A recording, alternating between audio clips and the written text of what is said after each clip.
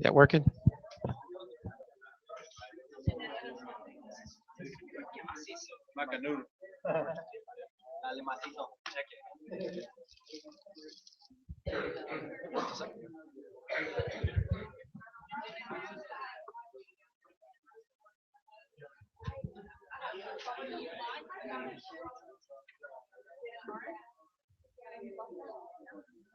All right, this is your second presentation, right? This is for Santa Rosa, Honduras. And just to remind everybody, all you guys take notes. Everybody's taking notes. Take good notes that you can look back on in about a month from now when you're trying to make your final decisions. And you got enough good information in here to know things about the missionaries, the work, the culture a little bit, your impressions. I mean, all that kind of stuff. You want to write all that down so that you can remember it when you're trying to go through all this stuff in your head. So everybody takes good notes, and then you're going to turn them in as well after the last presentation. I want to see your notes. So, okay, we only give these guys a limited amount of time, and they've come all the way from Honduras to be here. A lot of missionaries can't do that, and so you will see some presentations by Skype. Well, you guys are lucky that they get to be here in person, so you can really get to know them a little better and ask them a lot more questions. I think they may talk to you about meeting sometime tonight for anybody that's more interested in finding out more. So take advantage of that. Even if you just got a hint of interest in this place, then go take advantage of getting to know them a little better tonight. So we have back here Caleb Gossett, who was on the first AIM team down there. I think his dad came to AIM, and then both his mom and his dad were AIM assistants. Is that right? Yeah. I think his mom went through a similar type program. And then, so he came to AIM, and then he went to Honduras on the first team there, and he's just stayed there. So he's been there a couple of years, still working there. And then we have John Stacy back here.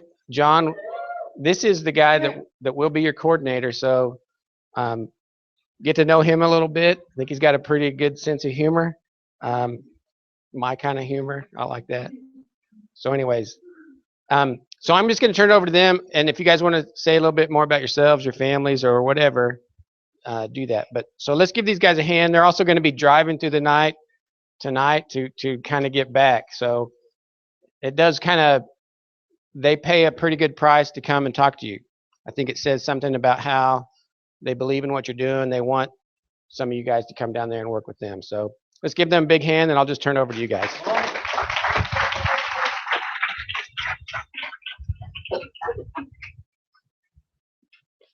How you guys doing?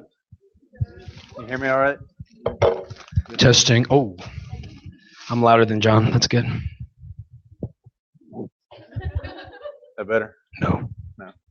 Okay. Well, my name is John Stacy. I'm the AIM coordinator there in Santa Rosa de Copan in Honduras.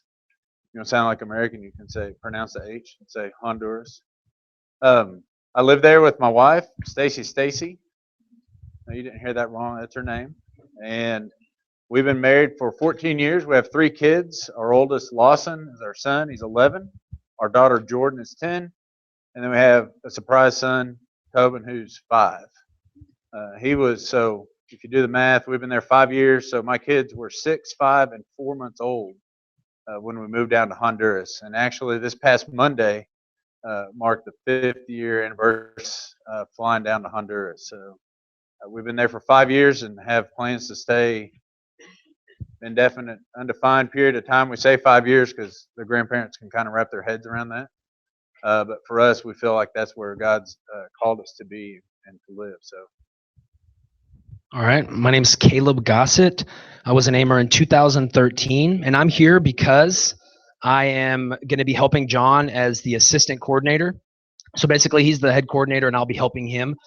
And I can do that because I was in your shoes. I've done the whole program. I've graduated. A lot of my classmates are in the back, and even an AIM assistant. That's still an AIM assistant. Amy Jo. Still an AIM assistant. And so I live there in Honduras and super excited to present this field to you guys. So I want to encourage you, like Chris said, be sure to be taking notes so you can look back on that and see what the work's like. It's going to be hard to remember that stuff in months once you've heard tons of different presentations. So those notes are going to be really important. And we gave you guys a challenge in the video. So raise your hand. Who watched the videos online? 1 person. 2 people. Did you watch the videos? Okay, who thought about watching the videos? Okay, well, you know what? We'll have to give Corey Mercy rule. We're going to draw names for some free coffee. How about that? Corey Burns and Pat Schaefer don't get coffee. Let's see. Okay. Donnie Gill. Where's that? Yeah. All right.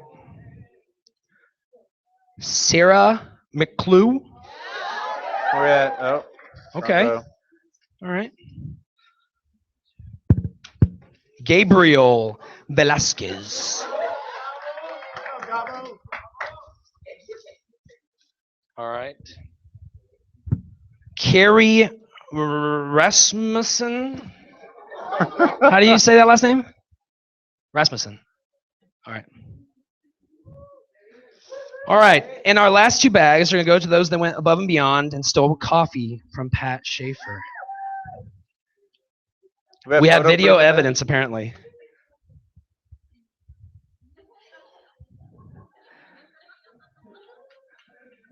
All right. There's Pat looking upset. Perfect. Okay. Good there. Yeah. One thing to remember about Santa Rosa, it's like a coffee hub in the west of Honduras. Coffee abounds. It's super cheap. That bag costs $6, 120 lempira. You would pay insane amounts of money here to buy that kind of coffee. So that's just a taste of what it's like living there, getting to go to coffee shops and stuff like that. So to begin with, we're just going to talk to you guys about who we are as Mission Upreach. You guys can get a big picture view, and then we'll talk more focused. What does your life as an aimer look like? Okay, so Mission Upreach was founded in 2009 by Phil and Donna Waldron with their son Harrison Waldron and daughter Laura. We've been there 7 years now. The focus of our ministry is church planting. Is that a little loud? It's church planting. disciple making, whatever you want to look at. Our purpose there is to plant churches to grow the kingdom of God in the western part of Honduras. We want to grow what we're calling the John 10:10 generation. It's got a double meaning for us. John 10:10 is where Jesus says, "I have come that they may have life and have it to the fullest." Honduras is a country that is wrought with corruption, oppression. If you look up San Pedro Sula on the internet, you'll find out it's the murder capital of the world. There's more murders per capita there than anywhere else in the world, including Iraq, Afghanistan, any war zones. Most of that's related to the drug wars that go on there. Most of those deaths are for young men between 16 and 25 years of age. That's the moniker, that's the name that Honduras is known by. It's not known for its beautiful people and the beautiful country there. So that we believe that's part of our calling, is to bring life, full life, to the people that live there. The other purpose of the John 10:10, and that number 10:10 is 1,010 churches that we want to plant in this generation of people that are in Western Honduras.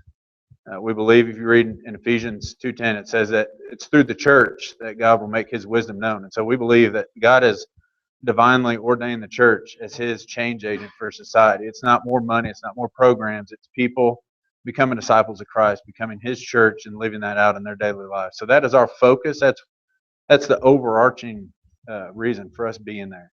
We do that through a variety of different ministries. Our newest ministry is called the Moses Project. It's a 120-acre commercial farm. We produce coffee, tilapia, and then we're starting a chicken operation there. The idea behind all that is that the farm is self-sustaining. But for us and our goal of planting churches, the part of the Moses Project that does that is it's an agricultural training center for young men. We have 25 boys right there right now, and you have to have completed the 6th grade to start the program, and you can stay on through high school or college to complete your education there. The reason for that side, the educational training, is 6th grade, that's off. Kindergarten through 6th grade is offered in pretty much any town, village you can find in Honduras. After that, you've got to pay to get a bus ticket to go to the next town, to go to middle school. So much be like if you were in Seminole, you went 1st through 6th grade in Seminole, then you had to get a bus ticket to get to Lubbock to go to middle school. Once you finish middle school, you got to go all the way to Amarillo. So you got bus ticket costs $5 a day. You make $2 a day. Your education's done. And so people there to find work, to put food on the table, provide for their families, they want to come to the States illegally. And so that country's losing their best resource in their people by coming to the States. They come here, they get involved in gangs, drugs, they get deported, take all that back to Honduras, and you just keep repeating this vicious cycle of oppression, poverty, and corruption. And so we want to give these boys a way to provide a means for themselves, learn a skill, they can go back to their villages and provide a way of life for themselves, their family, provide jobs for the community. But for us, in planting churches and creating disciples, these boys are also going home trained as vocational evangelists, church planters. So when they go back, they can either plant a church in their village where they're from, or they can help strengthen a church that's already there. Okay. Just again, a reminder, be listening to these things because this is the overall vision and mission of Mission Upreach. So once you get a good grasp on that, you'll better see how you guys will fit in as aimers there. Another program I want to talk to you guys about is the church planting team. We have a team of guys. Some of them are graduates from a school named Baxter. It's a Bible school, 4 years. So that some of these guys have theology degrees and others are just on fire for the word of God. So this team works. They host regular week-long boot camps, which are these intensive sessions for men. They come in from surrounding villages. They stay in this one building for a week, learn about the Bible. They don't leave that room. It's like this. Picture you're learning here, except you get up at 6 a.m., you go to bed at like 10, and you don't leave this room. It's that for a week. It's intense. But it's great because these guys have a passion for the word and they're learning this, and then they go back to their villages and they're those leaders we're talking about. They're the guys transforming that community and planting those churches. Another thing those church planters do is a Saturday school for men and women. It's a Bible school. So this is a 2-year program, and it's like the next level. You do the boot camps, and the next level is that 2-year Saturday school, getting really deep into the Bible and theology. Okay, and then that brings us to our other program we have there, the DESEO program. That's our public school program. We're in 9 public schools throughout the week. It's the same school, the same day every week. And our DESEO team, along with the aimers that work with them, go into these public schools. All the kids come out in the courtyard that's in the center of the school, sing songs with them, pray with them, have a devotional. Many times we'll have a skit. The purpose of that program is teaching values and morals to these kids. This program started back in 2010. When Phil and Donna got there, they started doing marriage seminars in some of the area churches, and they very quickly realized nobody's married here. Majority of marriages are just free union marriages. They just live together. When things don't work, they just go their separate ways. And so we realized it's kind of hard to talk about a marriage seminar and the beauty of marriage and God's design for it when nobody's married. So we realized we got to get upstream in society. We got to have to start affecting the next generation of this society. And so we started the DeSeo program. We're in front of 1,600 kids each week. So you're in the same school, same day, every week in front of these kids, teaching them about the Bible, teaching them about God's love, sharing a smile with them, hugging them. Statistically, those kids in Honduras, between birth and 18 years of age, they're going to have 4 different men living in their home. So you got all kinds of atrocities that come with that, but you also have a lot of abandonment issues, a lot of attachment issues that go along with these kids. So that hug you give that child, that smile, learning their name, that may be the only smile they receive that day, that hug they get. I'm so glad to see you. That may be the only time they hear that is when they're at school. So you can ask these guys, you can ask Jamie, you can ask Rex. Tonight we'll Skype with the current aimers that are down there. When you guys are walking through town, you're riding in pickup trucks through town, those kids scream your names because they're excited. You're their friend. You're the one that cares about them, that hugs them, that gives them a smile. So that ministry is probably one of the more important ministries that we have that is impacting the kingdom, because you're affecting the next generation of people. Chris, if you'll change this. I got it. Oh. Sure, it works. Just a joke. They're going to It's a shock joke. me here in a second. All right, while he's doing that, while we're trying to get that figured out, I want to talk to you guys. Now we're going to enter into, I hope you kind of are getting an idea of what Mission Upreach is doing. It's a bunch of different programs with the focus of transforming a generation, planting churches that are self-sustaining, self-supporting, training leaders to lead those churches, transform their communities, and raising kids who have values and who believe in God and want to see a better life for themselves and their country. So right now we're going to talk about, what does your life look like as an aimer in Santa Rosa? Some quick facts about Santa Rosa. It's about 60,000 people. It's an elevation similar to here. It's about 4,000 feet above sea level. It's a gorgeous city of cobblestone streets. You can kind of see here, this is near the park center. You can see the cobblestone streets. It's a beautiful city. Really gorgeous, nestled in the mountains. Nice weather. And so right here you see a bunch, I don't know if you guys know the aimers from the class before you, or 2 classes before you, but you can see a lot of them in here. There's Heidi, Abby, Nathan. Tristan in the back. Tristan's in the back there. So I want to preface this by saying this field isn't like a lot of other fields. When I say that, it's this. As you see, Mission Upreach isn't just one couple, one missionary couple living in a city. And that's how it is a lot of times. It's the aimers go and they work with one couple in their mission. The Mission Upreach is bigger than that. It's an organization of how many? 60. There's 63 people, including volunteers as aimers and my family. Yeah, including aimers, 63 people working to see this vision come to fruition. As you heard, 10,010 churches. That's huge. But there's a lot of talent there and a lot of people working towards that vision. So John's going to talk a little bit about what your role will look like, most likely, in the DeSeo program. But I wanted to talk about that a little bit, that you get in this area, you get in here to Santa Rosa, and you're not just with John. You're with missionary families from all over the world. How many different countries? It's Nicaragua, El Salvador, Guatemala, Dominican Republic, and United States. There's missionaries from all over the world that are working here to try to see this vision come to pass.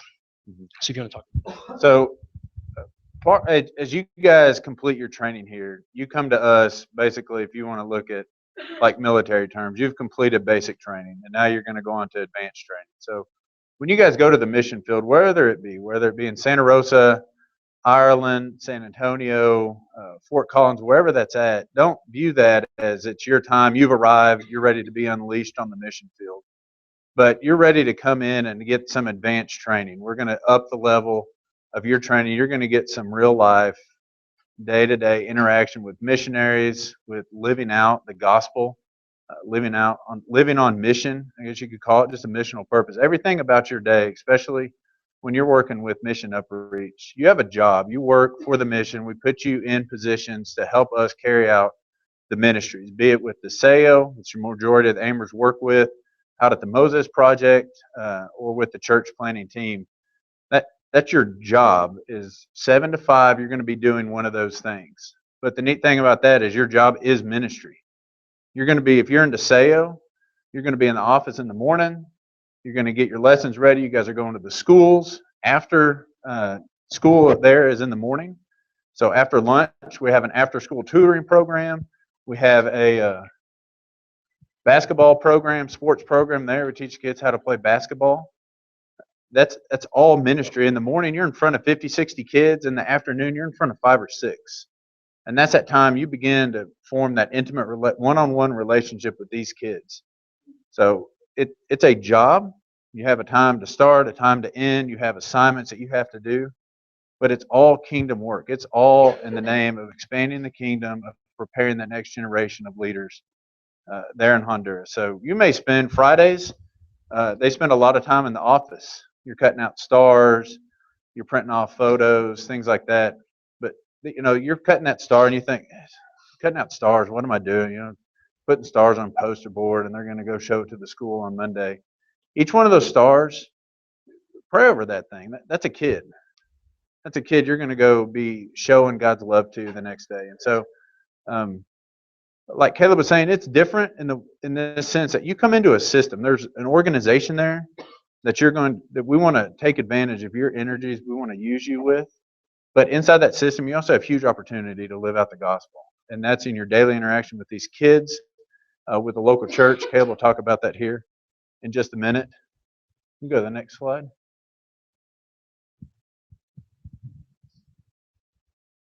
There you go. You see, like Nathan hanging out with those kids right there. They may be the only smile, hug those kids get, but to them, that may not be the world to that kid. That kid may not be your world, but to that kid, you're his world. You're the one that cares about him, loves on him. That's making a big difference. We'll talk again about the church here in just a minute. Not only are you in the schools in the afternoons, you can see Tristan's right here. You go in the homes. You're meeting these kids, and you do the basketball for 3 weeks, and that 4th week you take a break, and now you're going to the kids' houses. You're meeting with them. You're meeting with their parents. Again, all in the name of evangelism. You're trying to get involved in these people's lives and see what they do. There's Abby right here. You see Tristan with the kids. So as far as what Aimers look like when you guys come to us, you guys are apprentices, and an apprentice watches. An apprentice mimics what they see. And like Caleb said, it's not just coming to Honduras to work with John and Stacy and hang out with John all day long. If that's what you end up doing, that's great. We're going to do some awesome things. But if you end up working with DeSeo, that's going to be better than hanging out with me. Trust me. You're going to be you're going to be in these kids' lives. You're going to be in people's homes. You're going to be on the front lines trying to evangelize people, being able to live out the gospel, God's love to people there. Okay, one really great thing about this, we've heard in the past, a lot of Aimers get kind of scared about this concept of the structure. They get very intimidated with the idea of, man, I'm going to go and work for this 60-plus people organization. What am I even going to do? Let me tell you guys, I stayed on because when I'm there, I get to do meaningful work, and I get to see a city being transformed. You get to be a part of that. We're inviting you to come be a part of a transformation of a generation. I'm not just saying that. We'll talk a little bit more. Let's go one more slide. We're going to talk more of how we've seen that just in my 3 years there. When you come, you get to be put to work immediately on something that's transforming lives. These kids that the Aimers are interacting with, man, they're bringing their parents to church. It's changing the way those kids feel. You're making them feel wanted, loved. It's incredible. It's beautiful. So what we're saying is you get to come, you get to work almost immediately in something that's meaningful. And that's powerful. When you get to Honduras, right off the bat, we'll go on a little retreat with Aimers and the Gringo missionaries. We'll go on a little retreat, orient you guys, and then you head off to Antigua, Guatemala. which is go look it up on Google. Google it. It's beautiful, gorgeous city to go to language school for 3 weeks. That's just another example of, we didn't do that when my class went there, and I wish we had, because it took us a while to start doing work because of the language barrier. But you guys, when you come, immediately you get to go to language school and get that step forward in Spanish. Because let me tell you, that's the biggest issue. It's not getting in and working and being involved. It's that language barrier. So we try to put you 3 weeks in Guatemala and Antigua with a one-on-one teacher whose only goal is to try to let you learn as much Spanish as you possibly can in those 3 weeks. So when you get back, we can put you to work immediately. Okay, real quick. I want you to look at this picture right here. On the right, this is our local church. We average 270 members.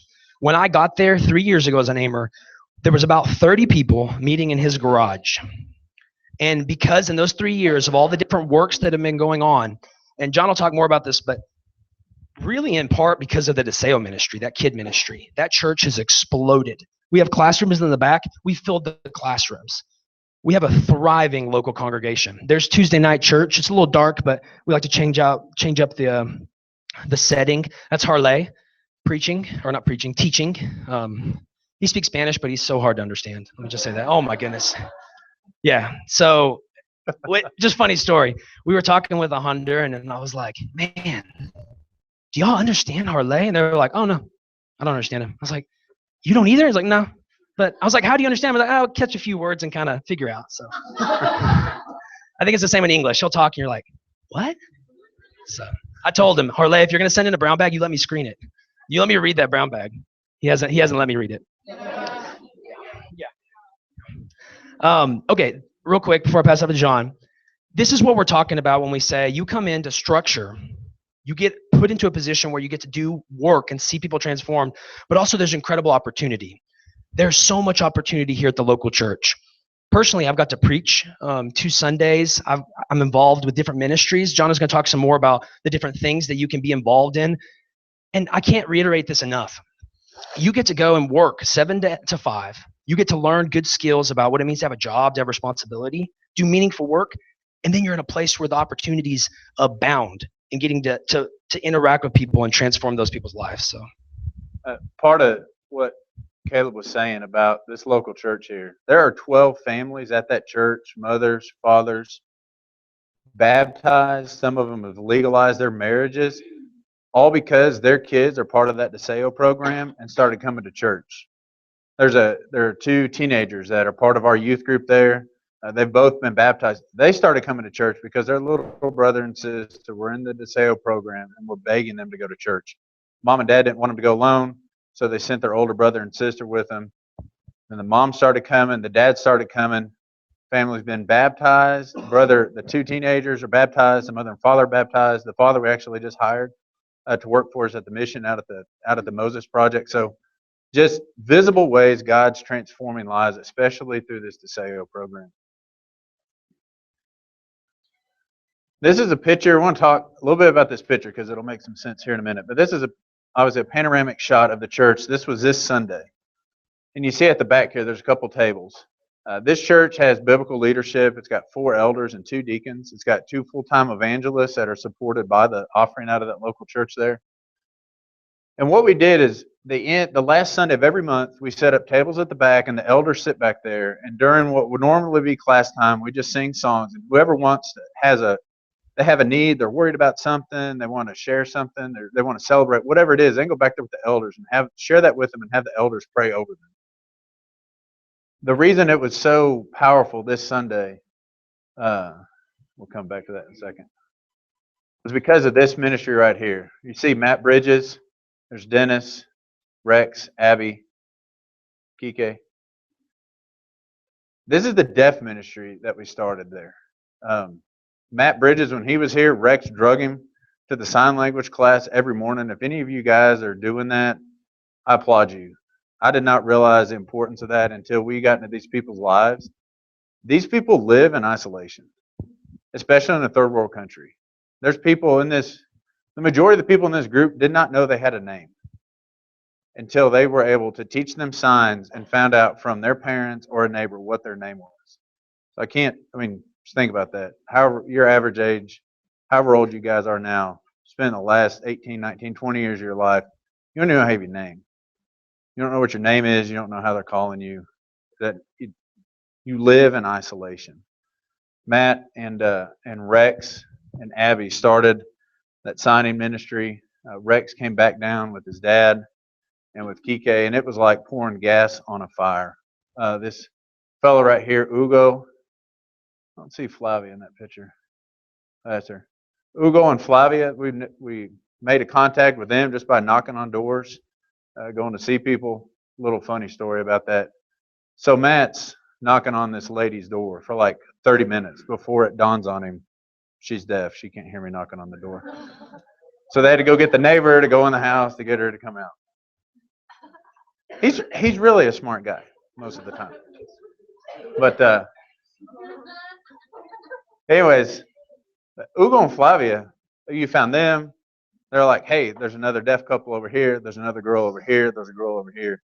And man, it was amazing to watch God work in that way.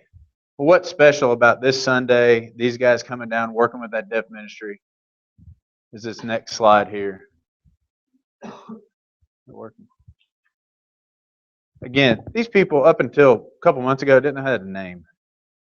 They're hearing the gospel for the first time. Imagine you've got the normal people. They're married, this couple, that's Flavia right there, that's her husband Ugo. They have a little boy. They have worries just like everybody else does. Never in their life have they had somebody pray for them until this Sunday, because you have Matt and you have Abby who have learned sign language and are down there and able for the first time to ask them, what's on your heart? What are you worried about? And they can sign it to them and translate it to one of the elders. And that elder can turn around and pray for them, and they can translate that prayer back for them. You talk about changing somebody's life right there in the moment. Ugo, 4 weeks ago, had a heart attack. Passed out right there at his in-laws' house. They did CPR. There was a medical group in Tegucigalpa that had a defibrillator. Called him up. They had one. So they called him, put him in a car, shipped him over there, got a defibrillator, we didn't know about it. Flavia was this happened like on a Saturday. Flavia was at church Sunday. Didn't say a word about her husband being in Tegucigalpa having open heart surgery. That's how isolated their world is. They had no idea the family that is God's family in a church where you can come in and have those needs and people surround you. And so it's just, again, you have this job. You're working in DeSeo. You're working with the church planners, or you're working with the Moses Project. This is after work ministry. This is stuff that you're able to be involved in by being a member at that local church there. These are guys, Abby, Matt, there's others. There's people in the church that are involved in this ministry because these guys are there. Again, this is all extracurricular. This is stuff you get to do after you're doing your ministry. That's your job. Let me back up real quick before I turn Caleb loose. Also at the church there, we have a thriving youth ministry. If this was a little bigger, you could see somebody sitting right there on her son's back. Does Jay have back problems now? No? He's good? Okay. There's Jamie, Kristen, there's Rex, and Abby's little brother there.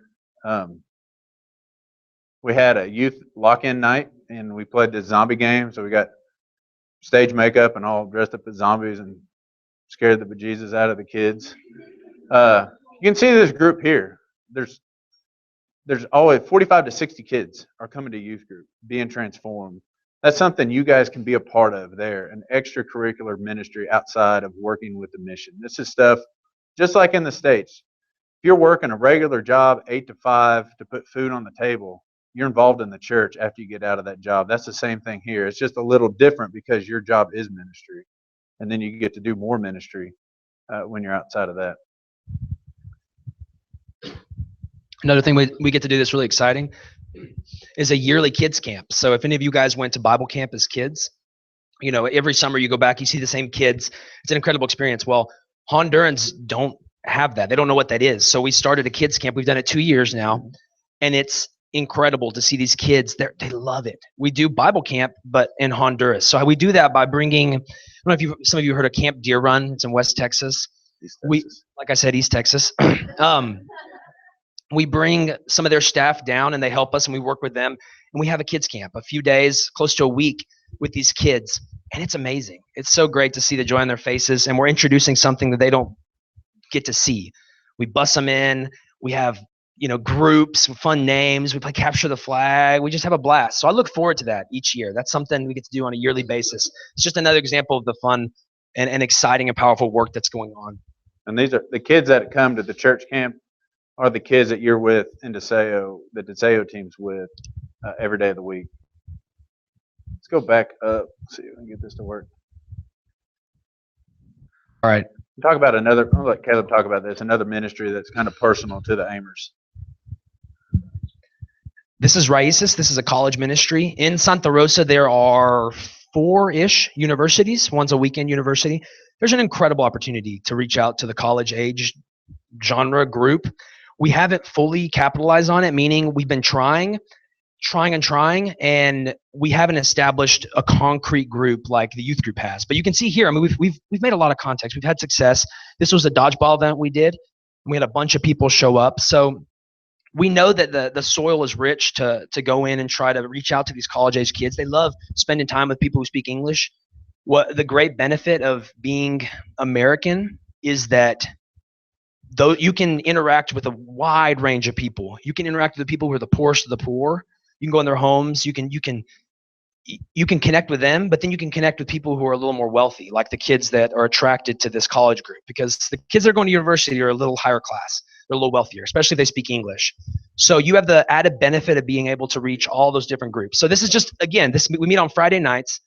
It's just another example of what you can get involved with if that's your passion outside of your day-to-day ministry work. A big thing we've heard we've had 3 generations of Aimers come down. You guys, some of you will make up the 4th generation. We kept hearing this phrase like my personal ministry. What can I get involved in? Again, at Mission Upreach, it's an organization you become a part of, and inside that organization, there's a lot of opportunities for you to serve people. I want to talk about this real quick and embarrass the 2 ladies at the back of the room here. So this is Lola. You see Marianne there, Jamie, it's Kristen, Rex. Where's Adam? There's Adam. Lola, if you'd have seen Lola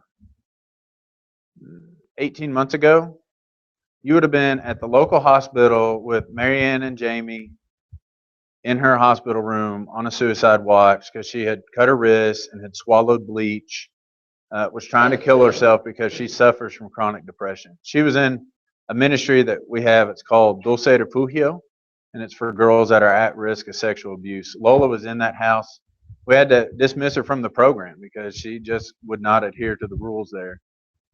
We know what was going to happen. We didn't know if she's going to finally be successful in one of her suicide attempts or what, we just didn't know. But we knew she couldn't stay in the program, so we dismissed her from the program. And that was a wake-up call to her. And it wasn't just a wake-up call to her. It was due to the fact she had a relationship with Marianne. She had a relationship with Jamie. She's formed a very tight bond with Malia, who's down there with us as well. We kicked her out of the house. That girl has not missed one meeting at church. She's involved in the ladies' ministry. She's involved in the sign language ministry. Malia has her over to the girls' house, taught her how to bake. They bake cakes. Malia's got a devotional book because she found something that was speaking to her heart. She's put a lot of effort into learning Spanish because she has a purpose. She learns Spanish. She takes a devotional, she translates it to Spanish, and when they're done baking that cake, she does this devotional with Lola. That right there, you're looking at a transformed person because Aimers were involved in somebody's life down there. So when you come down there, there's an organization, a structure, you have a job, but you have a lot of opportunities there to get involved. There are just endless ways you can get involved. Ladies ministry, Raices, teaching Sunday school class, youth ministry, men's discipleship groups. I mean, just daily, you're going to see people's lives being transformed right in front of you. Okay, real quick, we're running out of time. We work hard, but we also play hard. There's a lot of us there. We love to hang out, to have fun. During one of the breaks, it's called Semana Santa. It was basically Easter. You get the whole week off, and we went ziplining in the largest zip line in Central America. We also went off, played some paintball with some really janky paintball guns. As in, I started playing, shot 2 bullets, and my gun stopped working. And it was just me running away from people shooting at me. It was a blast. We have a lot of fun. Yeah, so we played paintball. We went and hiked to a waterfall. So we work really hard, and I will guarantee you, if you come, you're going to be busy. You're going to be really busy. But we also are inviting you to be a part of our lives, to be there, to hang out with us, and to have fun together. Man, I look forward to Thanksgiving so much. We go over to their house and eat more than we ever should. Oh, it's insane. We played cornhole. We have an annual cornhole tournament. It's fantastic. So we're not just inviting you to come work with us. We're inviting you to come live with us, to come be a part of the work that's there and also our lives. As Aimers, you live in a neighborhood called Maria Auxiliadora. The guys have a house right here. Go around. The girls have a house right here. The Waldrons, the founders of Mission Up Preach, live right here. I live over here in an apartment. So we were calling it the Gringo neighborhood. So that's a blast, being able to live all close together, go over to the Waldron's house, get coffee, hang out. Sometimes on Sundays we've been having singing night over there. So yeah. It's in Thessalonians, Paul writes to the church there. He says, "We were delighted not only to share the gospel with you, but your lives as well." And that's what we want when you guys come down, is share your life with us. Come live life with us while we're on the mission field. Caleb, I mean, you can ask Rex, Jamie, were you guys tired at the end of your time there? I mean, you're tired, but it's the best kind of tired, because you were tired because you've been giving of yourself to other people. And when you see those people come to that recognition, the realization that they need Jesus as their Savior, and they put them on in baptism, it makes it all worth it. And you're ready to go out and do it again the next day. It's an exciting time. Life is very busy when you guys come. You're going to come down. We'll go away on a retreat, do some orientation. You guys are going to go away to Guatemala for 3 weeks, and you're going to come back, and we're going to be in the middle of groups. And groups consume our time. From 5 in the morning to 11 at night, we're attending to these groups. Be patient. Give us to August. Once August comes and groups are gone, life is still busy, but it's very different. You're able to come do life with us. Come over to our house, eat dinner. We get together on Sunday nights a couple times a month. Be able to sing in English. You don't realize what it's like to sing in English when you only sing in Spanish for 9 or 10 months out of the year. But it's life. We want you to come live life with us. We want to live life with you guys and get involved in your lives and you and ours while we all work for the kingdom. Real quick explanation about the groups. We have regular church groups, youth groups, stuff like that come down during the summer mainly. That's mainly what I do, is work with them. But there's VBS coming down, medical brigades, construction brigades. So if you're working with DeSale, you'll mainly work with the VBS groups. But it's always refreshing to get big groups of Americans that come in and kind of give you some encouragement in life. So that's one thing that's happening. So that's what he's talking about. I think last thing I would say to you guys, I guarantee if you come down to Honduras, you're going to work harder than you've ever worked in your lives. But when you get done with your field time, you're going to feel that you had a fulfilling time. You got to see lives being transformed for the kingdom of God. So. One quick thing we didn't mention, it's $1,000 a month that you need to raise to come down. So we're out of time, and there's so much to talk about still. So we encourage you, right after church tonight, we're going to be down here at 8:30. We're going to have pizza. So if you just want to eat, show up. Also, if you just want to talk to us, maybe one-on-one, show up. We're going to Skype in the Aimers. They're going to be there. You guys are going to have time to eat and also talk with them and ask them questions. And John and I will be there, and that's the time when you can ask specific questions that concerns you have. I want to close saying that I stayed. I didn't want to leave because I believe in the work that's going on there, and I believe in the way it's structured. I think it's incredible for Aimers to go there because you get to go in, you get to stay busy, you get to do meaningful work, but you get to be in a place where you have so much opportunities to experience missions, learn from other missionaries, do missionaries, share life with these people. So we want to invite you guys to come do that with us. All right. Are we out of time? If you got some questions that are just you're dying to get out, you can ask now. If not, we can do it tonight. We'd like you guys to be there 22 months, the full time. Because if you stay 14, you're just getting language down, you're just kind of figuring out things, and then you're gone. I mean, here, I'll say this. There's definitely opportunities to stay longer. Meaning currently we have, 3 Aimers that are going to be staying on longer. So when you come, there's definitely that to look at. If you can find a niche in the ministry, then there is the potential to stay on longer. Okay. Team size there, we've had, the first team was 8, and then we had 6. So we have 3 right now. It's kind of difficult to continue some of the ministries that they started, but it's working. We like to have 6 to 8 to come down because there's so much work going on there. Did you have the same question? Okay. Lots, but I think some of that is we're open to new ideas. But again, it's got, it's church planning and things like that. So, and it's also, you got to look at the feasibility of it. If you guys are there for 22 months and you've got a language barrier, sometimes you can spend the whole time trying to get that going, and then you leave, and you don't feel like, "Well, I didn't do anything while I was here." So, no questions, Hannah? So you kind of said at one point, like, if you work with the sale, or if we work with you. So is there, you have like plans for, like, some of the neighbors are working with sales, some of them are working with games, how is that? It changes really every class. In the first class, Marianne, Caleb, and Matt worked in the office and administrative roles. The rest were involved with the DeSeo program and the tutoring and the basketball. Second generation, all of them are involved in DeSeo because that was a role that these guys kind of pioneered, and we plugged them right into that. The third generation with Harley, Landon, and Heidi is a little bit different. Harley is obviously speaks Spanish of some form. He works. He's with the church planners because he doesn't have that language barrier. Landon, I don't want you guys to get fixated on this. Landon's very specified. I mean, he's got an agricultural degree. We have a farm. That's a good niche for him. Heidi's working with the sale. So as the groups come down, it's kind of the needs we have as a mission. And you hear like administrative things, and that can be hard. Like, how am I working in the mission if I'm in the office all day long? And I would encourage you guys to write Matt Bridges about that and ask him about that. He was put in accounting, and he hated it for like 3 months. He was like, I don't know what I'm doing here. This is worthless.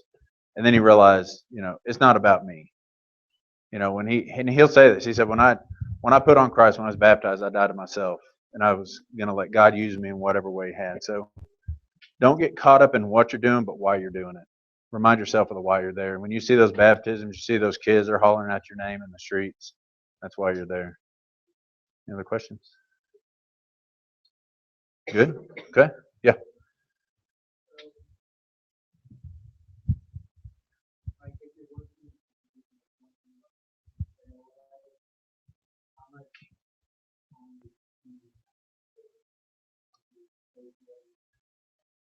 Mm-hmm. Well, all the guys live in one house, and the girls live like, I don't know, 6 houses away, around the corner. I think Caleb can answer to this probably better than I can, but there's quite a bit. Once you're outside of work, I mean, you guys are. That's kind of your time. Yeah, I mean, you're very busy, and so if you're in different positions, you're pretty busy, but you're living in the same place. So you're interacting with each other, what you would normally expect. And I think a big part to realize is you're all in the same church, in the local church. So you're interacting with them constantly. If you're involved with youth group, men's groups, at church and things like that, you're there living together. And while your day job may be different as one of your teammates, and it may not, like John was saying, the majority do work with the sale because that's where we need a lot of people. There's so many kids. We need a lot of people there. So you'll be with them 24/7, but the rest you'll be with them once work ends, when you're doing those after work ministries. That's when you're interacting with them. So. Anything else? All right. We'll come back tonight at 8:30. We'll be here. We'll Skype in the current Free team. pizza. Free pizza. And you guys, the current AIM team will be there. You can ask them any questions you want. So, thank you.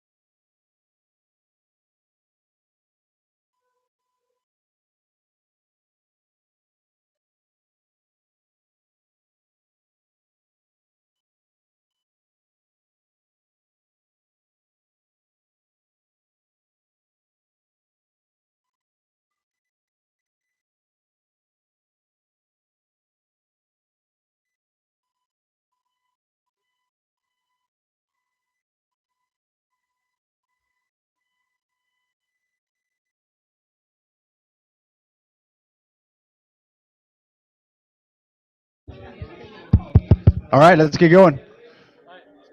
Have a couple video brown bags, maybe one, but we're going to start with Cristian Guzman, Garcia, Rocha Sanchez, Santa Maria of Guadalupe. All right, so in the words of Robbie Stephen, if you're talking or standing, you are. So fix it. Come on, Caleb, hurry up. Hey, Caleb, we're trying to start. Come on, man. Come on. Ayúdame, porfa. Right, here we go. Let's put our attention on the screen, please. And I think Christian has exactly a 5-minute video. So let's hear what he has to say from Fort Collins, Colorado. Here we go.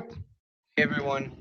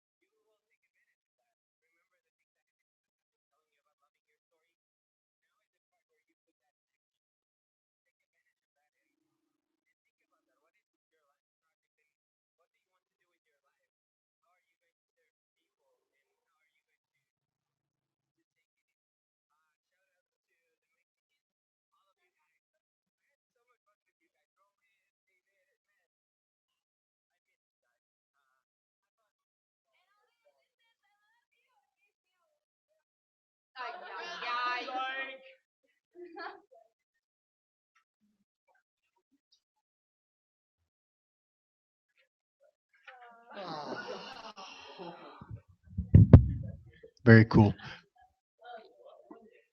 Hey, Chris, or excuse me, that's Corey back there. Hey, CB. Hey, wake up. Hey, Corey, can you tell us anybody online right now? Do you know if Christian's online?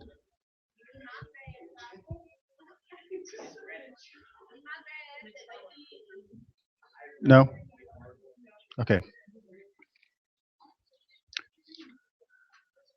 Anybody online right now? Excuse me. What? About what? Oh. Good night, nurse. Okay. Oh, hey, we gotta fill out these dealies and majickies. Here we go. All right. Okay. Okay. Hey, it is really cool. When you guys heard the expression, you can look back and see God's fingerprints all over everything, and that's really, really true when it comes to Christian, his sister, their family, and kind of their connection with AIM. Did you guys know that Christian's dad became a Christian because of an AIMer in Mexico City? It's a really, really cool story, and just the connections that are there. And so anyway, I'd love to tell you more about that sometime. But it's pretty cool. Okay, we do have a brown bag today, which is great because we don't have a ton of time. But I think Harley is trying to get a video uploaded, but it is Harley, so we're not exactly sure what that'll be. So until that happens, let me read this one right here. This comes from Coleraine, Northern Ireland. Just say Northern Ireland. Where is say that say it.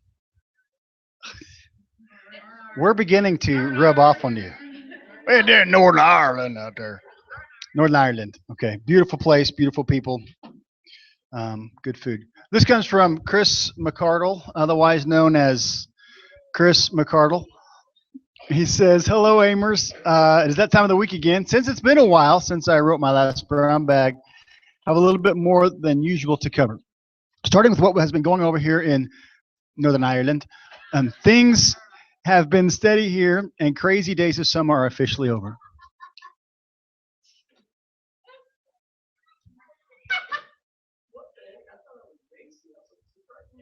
So, that's probably why they left the field early, because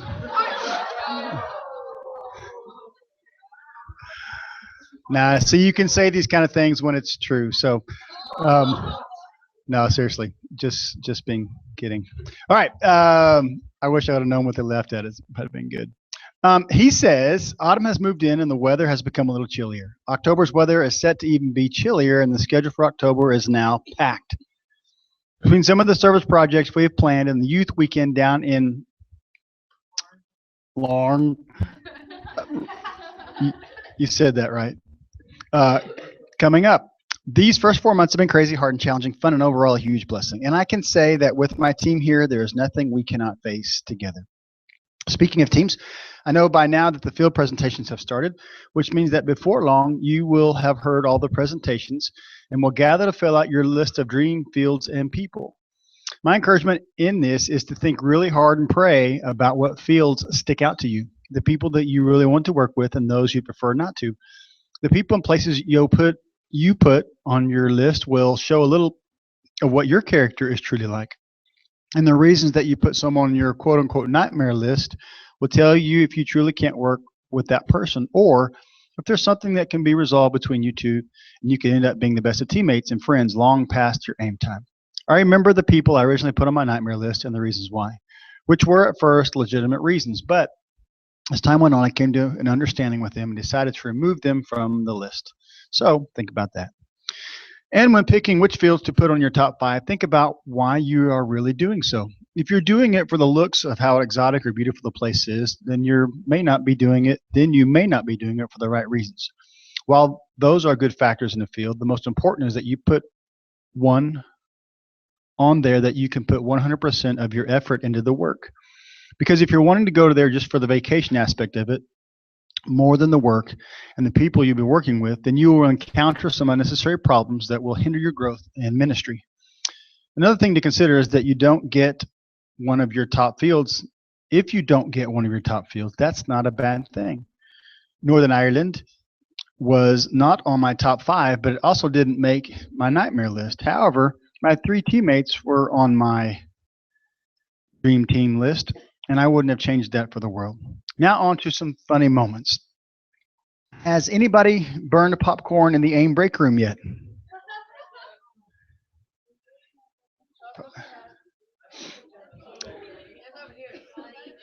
Okay. He says, I remember tall the times. Is that the way they talk in Northern Ireland? I remember tall the times. During my first AIM class, a couple of my classmates burned so much popcorn, and one time was so bad, they ended up banning it from allowing us to make it for the rest of the year. A couple of times it got so close that it got close to that too with last year's class. Advice would be not to burn the popcorn. Also, don't get showered in oats. This also happened to me during my Lubbock time. This happened about this time last year. We'd recently gotten back from our trip. I think it was Kentucky.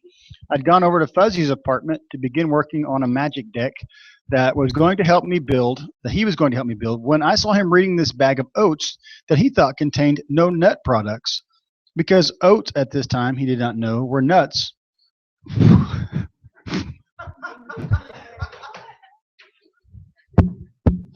Okay, let's try again. Because oat this time, he did not know what nuts were making his health issues spike. He saw what he had appeared to be a label saying that it may contain nut products, but in reality, it said that it was processed in a factory that also processed nuts. Without a warning, he drops the bag only to meet it with his foot, launching it into the air. Next thing that happened was it hit the ceiling in the kitchen and burst open, showering all over me. Showering him and the majority of the kitchen and a good bit of the living room in oats. We all sat there stunned for about 30 seconds before we burst out laughing. We ended up becoming teammates and moving into the same apartment together for mission term, and every time we cleaned, we found more oats that had magically appeared. Well, folks, that's all I have for this week. Can't wait to do our presentation for Northern Ireland to y'all and to see where the Lord sends you guys. So aiming in the Lord in Coleraine, Northern Ireland. Christopher McChicken McCardle. Shout outs to Ben and Lauren Clay if they're there. Can't wait to see you guys hopefully during the Christmas break. Hope you enjoy your second year as AIM assistants. To Andrew Shipley if he's there, and he's not. Remember the burned popcorn. To the entire AIM class.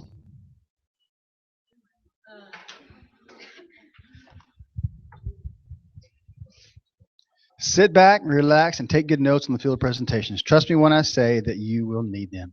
Aiming from Northern Ireland, Chris McCardle. All right, very cool. Thank you, guys. All right, we got Harley ready to go. All right, let's spool him up. Bring on the Harley. Another brown back. Another brown back.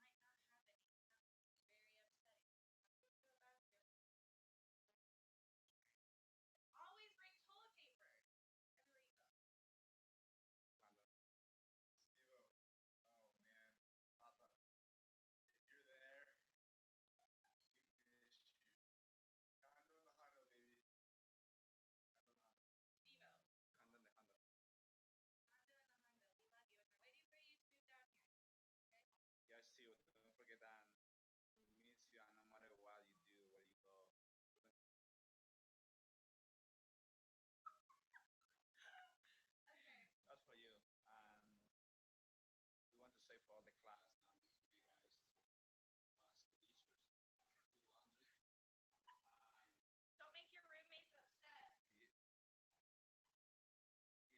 I got super upset with my roommates because our mom always hurt.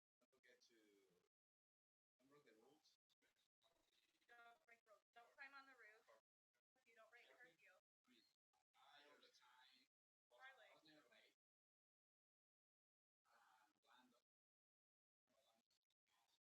Landon thought since he was the oldest one in the class, he could do whatever he wanted, but he is very long. Maybe one or two, actually. Climbing on roofs, climbing in dumpsters. Take advice. Unless they give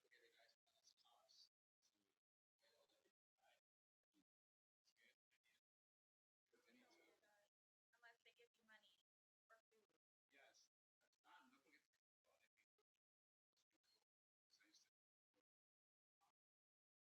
food. If you want to beat the traffic jam at Chick-fil-A, go at 11 or 4:30. That's good advice. We just have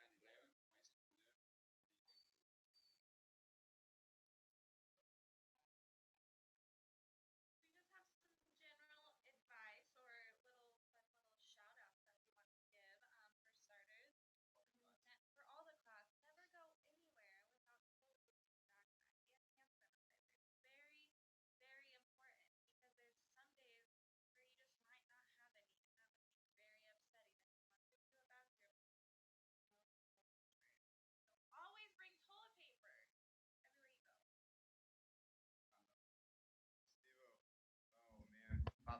you go. There we go. Okay.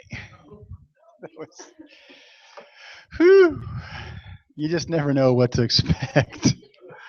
I just want to remind you of the quality of students that they have in Honduras. Um,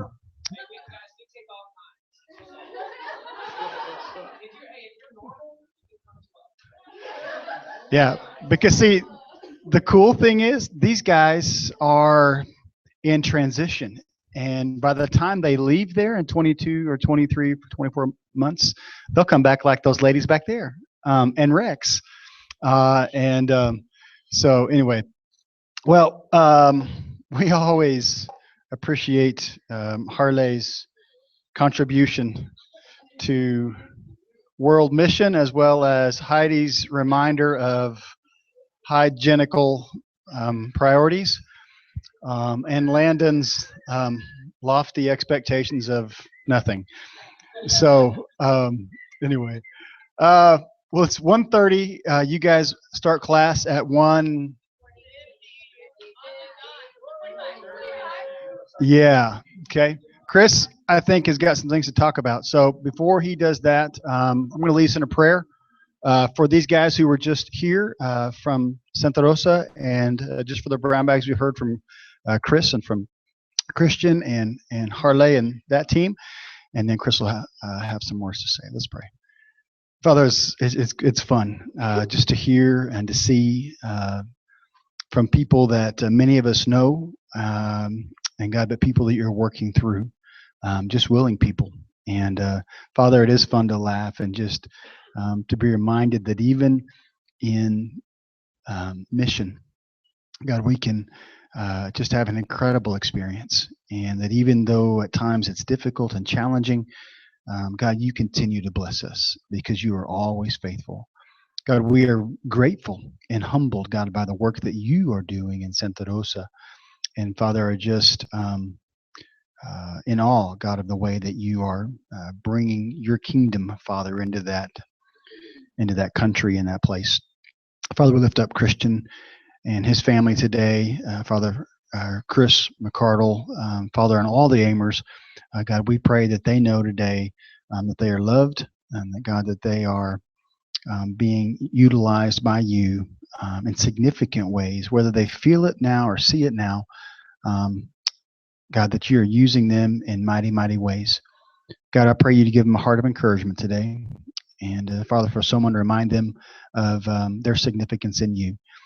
Thank you just for the joy of being together today for lunch, for the presentation that the Aimers heard. And God, we just submit it all to you. Through Jesus we pray. Amen. Sit tight. Here comes Chris. Okay, just real quick. A week from today, you're gonna have apartment inspections, and we're gonna have a pretty good list of what we're gonna be looking at, and we'll get you that list here pretty shortly.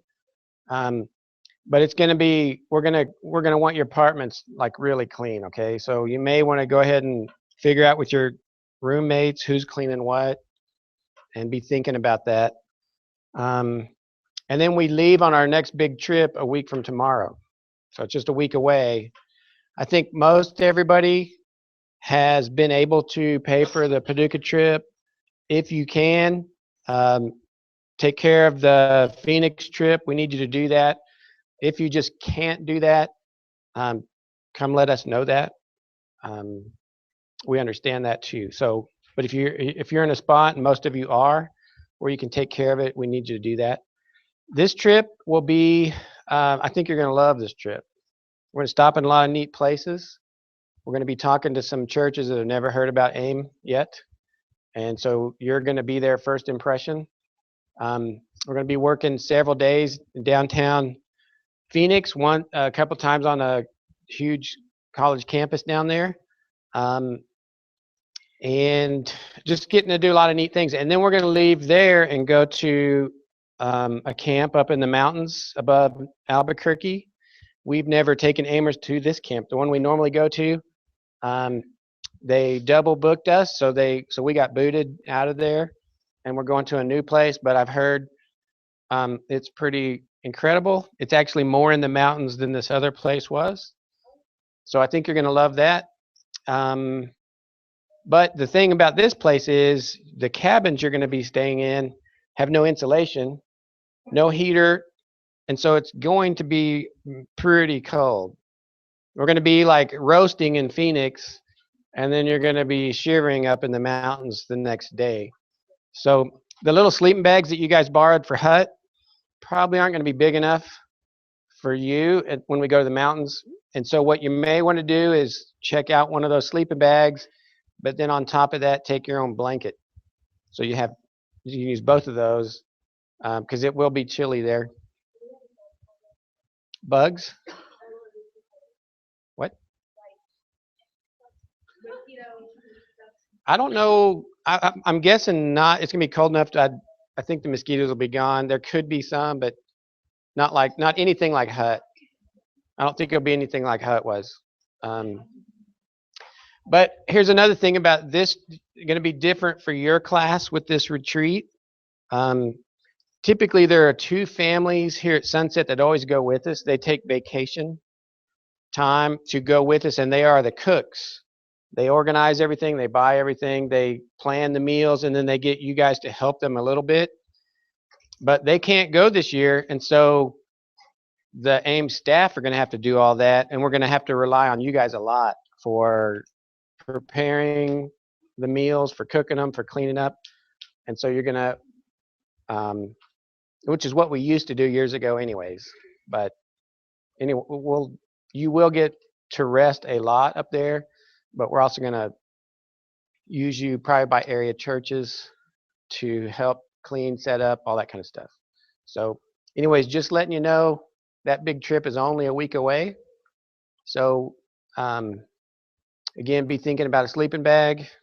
And then if you haven't paid for that trip yet, we'd like you to, if at all possible. So I think that's about it. I think it's 210. And then there's not another big trip until Mexico. So we'll start talking to you about that. And when you go home for Thanksgiving or Christmas, you may need to talk to people about raising the money for that trip. Anybody in here does not have a passport yet? Haven't even started it? Anybody haven't even started it? Okay. Anybody else?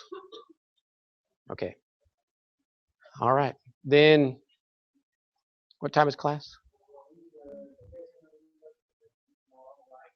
There is a Honduras, Bolivia presentation tomorrow. Yeah, so bring lunch. They will be Skyped in instead of, they can't be here. They're in Bolivia. So But yes, everybody bring your lunch tomorrow. Anything else? Okay. Again, man, if you're even a hint of interested in Honduras, go to the thing tonight, find out more. I think you'll be glad you did later. So.